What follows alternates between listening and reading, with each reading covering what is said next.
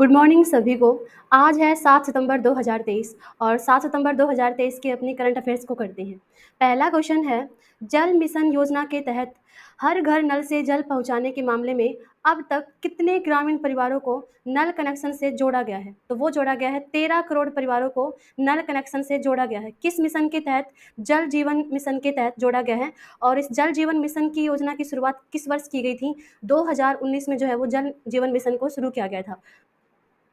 जल शक्ति मंत्री गजेंद्र सिंह शेखावत ने हाल ही में कहा कि जल मिशन योजना के हर घर नल से जल पहुंचाने के मामले में रिकॉर्ड काम किया और करीबन 13 करोड़ परिवारों को जल के लिए नल कनेक्शन से जोड़ा गया है और 4 वर्षों में जो है वो अपना जल हेतु कनेक्शन जो है वो प्रदान किए हैं। और इस योजना की शुरुआत कब की गई थी अपना जल जीवन मिशन की? 2019 में। तो वर्तमान में भारत के जो जल शक्ति मंत्री हैं कौन? गजेंद्र सिंह शेखावत। इनके द्वारा जो है ये बताया गया है कि करीबन 13 करोड़ परिवारों को नल कनेक्शन से जो है वो जोड़ा गया है। अच्छा, अगर आपसे पूछें कि 2023 में भारत में चौथा राष्ट्रीय जलीय पुरस्कार में कौन सा राज्य प्रथम रहा था? तो वो कौन सा राज्य रहा है? मध्य प्रदेश राज्य रहा है। और भारत का वो कौन सा जिला है जो अपना जल प्रमाणित होने वाला प्रथम जिला है? तो मध्य प्रदेश का ये अपना एक जिला है जिसका नाम क्या है? बुरहानपुर। बुरहानपुर मध्य प्रदेश का जिला है। ये जल प्रमाणित होने वाला भारत का प्रथम जिला है। अच्छा, अगर आपसे पूछें कि भारत में जल मेट्रो परियोजना को किस शहर में शुरू किया गया था? तो जल मेट्रो परियोजना को कोच्चि शहर में शुरू किया गया था। कोच्चि अपना कहाँ पर पड़ता है? केरल राज्य में। तो अभी ध्यान रख लेना, 13 करोड़ ग्रामीण लोगों को जल कनेक्शन से जो है वो जोड़ा गया है और इसकी पुष्टि किसके द्वारा की गई है? जल शक्ति मंत्री गजेंद्र सिंह शेखावत के द्वारा। विश्व जल दिवस कब सेलिब्रेट किया जाता है? तो विश्व जल दिवस मनाया जाता है अपना कब? 22 मार्च को हर साल कौन सा दिवस मनाया जाता है? विश्व जल दिवस मनाया जाता है।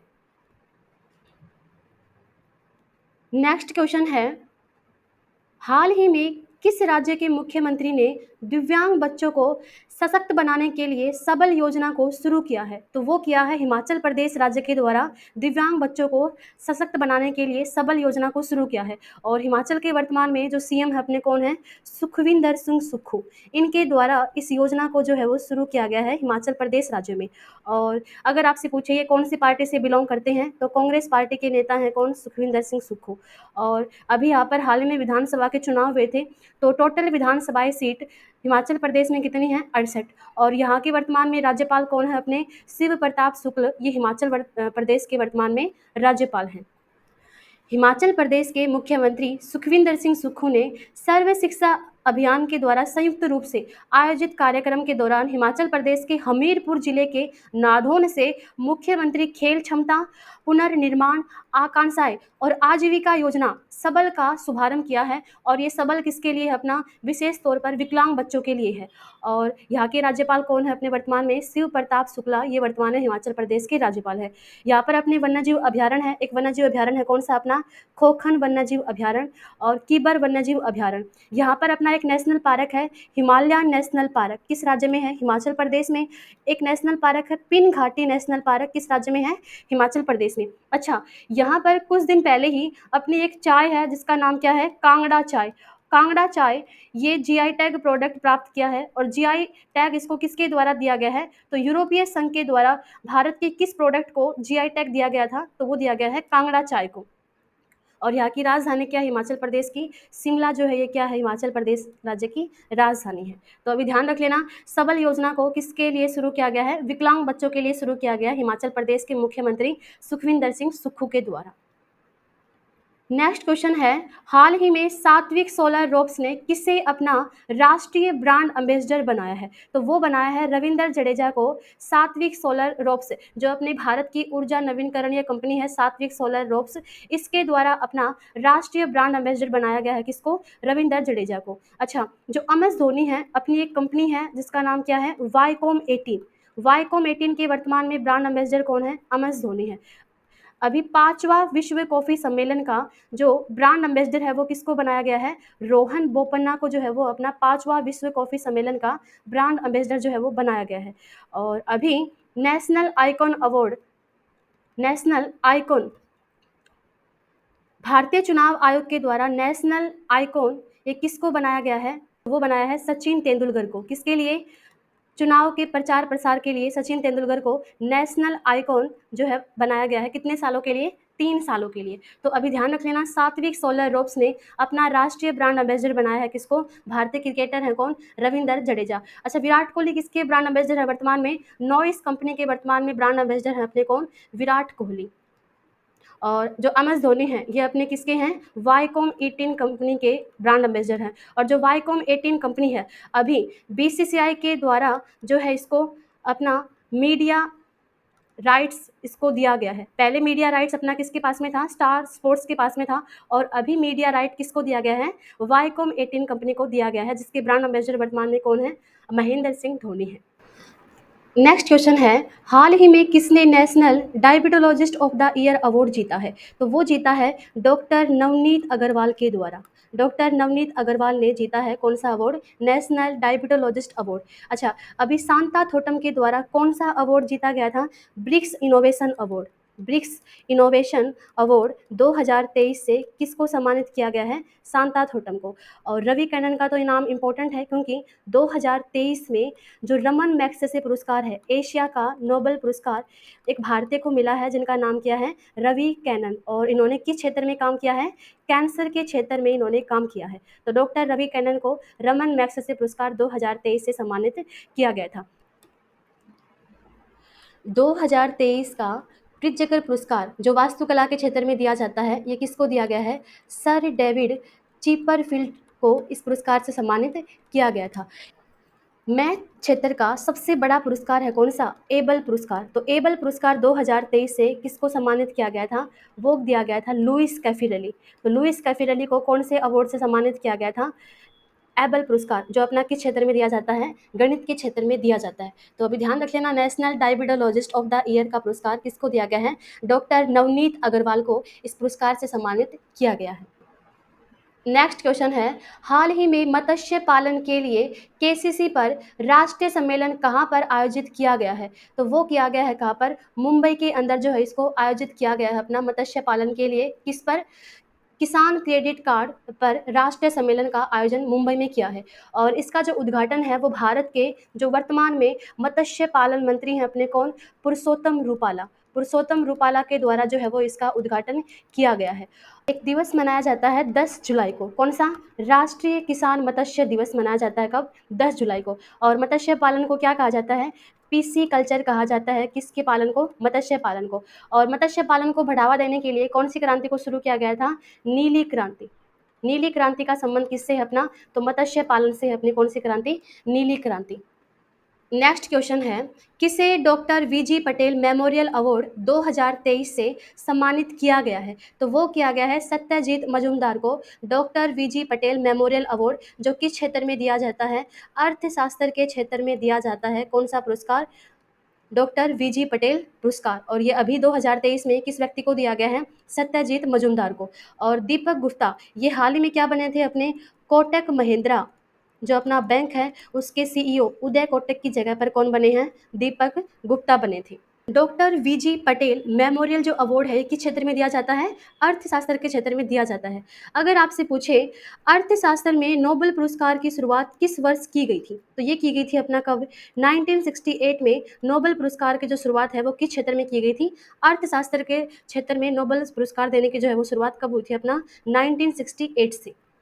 अर्थशास्त्र में नोबेल पुरस्कार जीतने वाले प्रथम भारतीय कौन है अपने? अमर्त्य सेन। अमर्त्य सेन को 1998 में अर्थशास्त्र के नोबेल पुरस्कार से जो है वो सम्मानित किया गया था।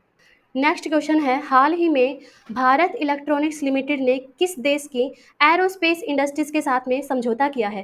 तो ये है अपनी इजराइल देश के साथ में एरोस्पेस इंडस्ट्रीज के साथ में भारत इलेक्ट्रॉनिक्स लिमिटेड ने समझौता किया है। और जो भारत इलेक्ट्रॉनिक्स लिमिटेड कंपनी है, इसकी स्थापना के बारे में बात करें तो 1954 में जो है वो इसकी स्थापना हुई थी। और भारत में जो एरोस्पेस बनाने का काम करती है अपनी कौन सी कंपनी? Bharat electronics limited. और अभी इसने एरोस्पेस इंडस्ट्रीज है अपने किस देश की? इजराइल की। तो इसके साथ में इसने समझौता किया है।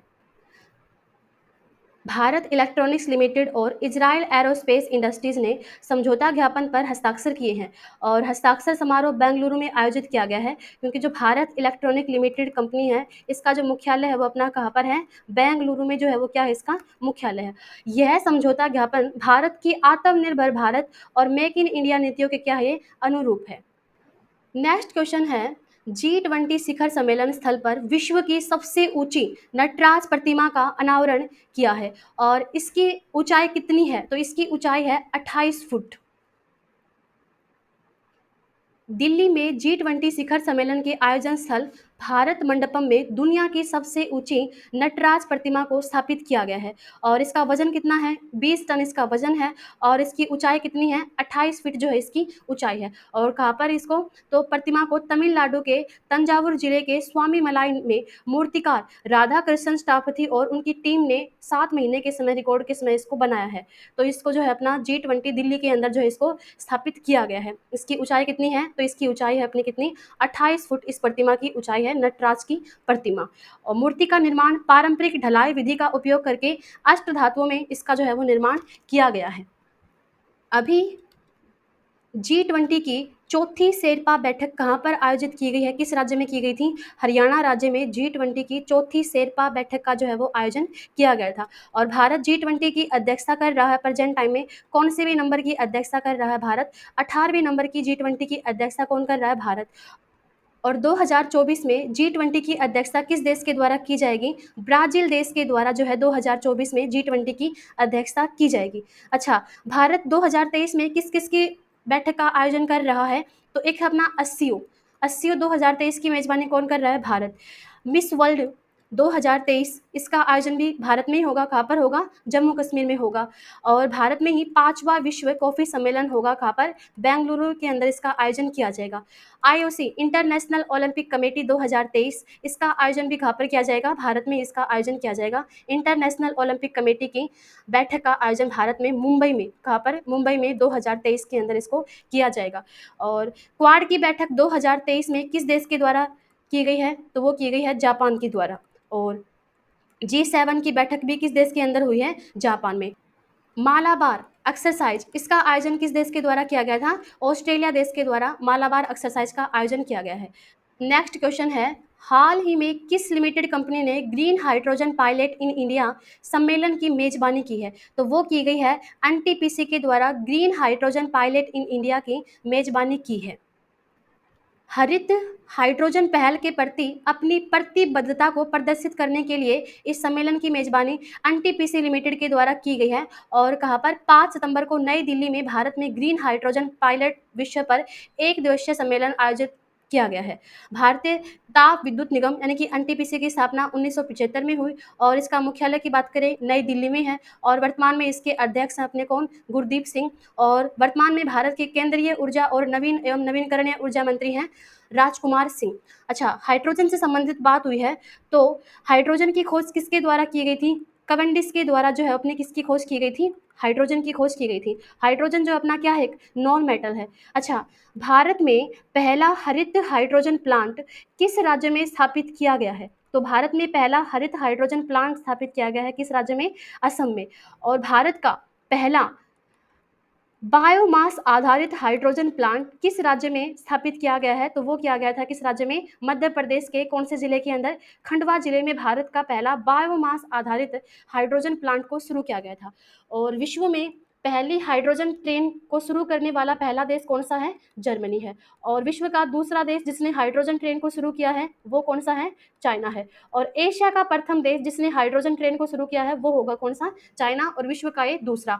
भारत ने भी अपना टारगेट रखा है कि 2023 तक भारत की पहली हाइड्रोजन ट्रेन जो है वो संचालित हो जाएगी, कहाँ पर, किस राज्य के अंदर, हरियाणा में जींद से सोनीपत तक भारत की पहली हाइड्रोजन ट्रेन जो है वो संचालित की जाएगी। नेक्स्ट क्वेश्चन है, हाल ही में नट्टा बुस्थम किस देश की 100 विकेट लेने वाली पहली एसोसिएट खिलाड़ी बनी है, तो ये बनी है थाईलैंड देश की खिलाड़ी हैं नट्टा बुस्थम। और ये 100 विकेट लेने वाली पहली एसोसिएट खिलाड़ी बन गई हैं कौन, नट्टा बुस्थम। अभी बात कर लेते हैं कुछ राज्यों के कुछ महत्वपूर्ण उत्सवों की। तो अर्बन क्लाइमेट फिल्म उत्सव ये कहाँ पर सेलिब्रेट किया गया है? कोलकाता में। लाभार्थी उत्सव किस राज्य में सेलिब्रेट किया जाता है? राजस्थान में। और राजस्थान का ही अपना कौन सा नृत्य फेमस है? गणगौर नृत्य राजस्थान का ही फेमस है। कृषि त्योहार जिसको बोला जाता है रजा पर्व, किस राज्य में आयोजित किया जाता है इसको? ओडिशा में। मोनलम चेनमो उत्सव कहाँ पर आयोजित किया गया है? लेह लद्दाख में। बुमचू उत्सव कहाँ पर सेलिब्रेट किया जाता है? सिक्किम में। फुलदेई उत्सव, फूलों का त्योहार, उत्तराखंड के अंदर जो है इसका आयोजित किया जाता है फुलदेई उत्सव। अच्छा, एक त्योहार है त्रिशूरपुरम, ये किस राज्य में सेलिब्रेट किया जाता है? तो केरल राज्य में सेलिब्रेट किया जाता है। कौन सा? त्रिशूरपुरम।